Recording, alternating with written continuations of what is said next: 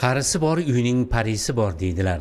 Viloyat statistika boshqarmasi xodimlari, mahalla faollari bilan birga Bo'yda tumanidagi Qoraqum mahalla fuqarolar yig'inini Zamondoshlar ko'chasi 44-uyda yashaydigan 130 yoshli Huvayda momo Umarova xonadoniga kirib bordik.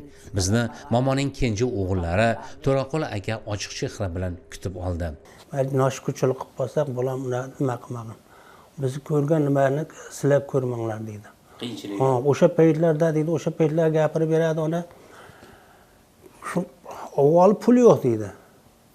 O'sha uncha pul topib, hali qilsang deydi, harakat pul topsang deydi, o'g'ani narsa yo'q deydi.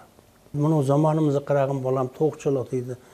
Nima kiyaman desang kiysang, nima yeyman desang yesang deb o'shaning uchun ko'p jon bolam noshkurchilik qilmanglar. Shukr qilinglar deb ko'p takrorlaydi. Momo uchun qurilgan oddiy uy, xona yorug' va shinam. Bir piyola choy ichib, o'g'il qizlardan momo haqidagi qiziqarli voqea, hodisalarni tingladik. Keyin ichkariga momo huzuriga kirdik.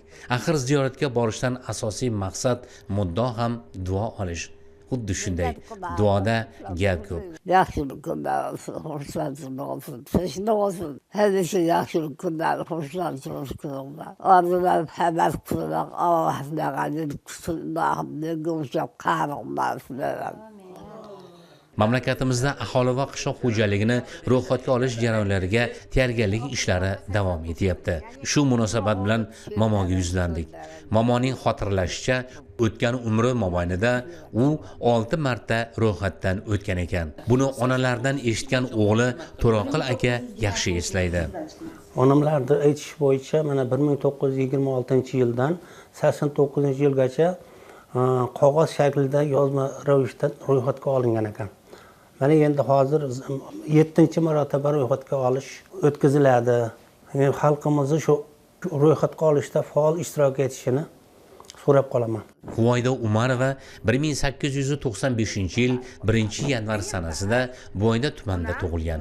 Momo 40 yildan ortiq qishloq xo'jaligi sohasida halol mehnat qilgan. Huvayda momo turmush o'rtog'i Umrali Umarovdan 3 o'g'il, 4 qiz ko'rdi. 7 nafar farzandiga ham ona, ham ota bo'ldi. 32 nevara, 87 chevara, 118 evara momoning avlodlaridir. Momoning tog'alari, ammalari 125, 130 yil umr ko'rishgan ekan. Demak, bu an'ana yana davom etadi.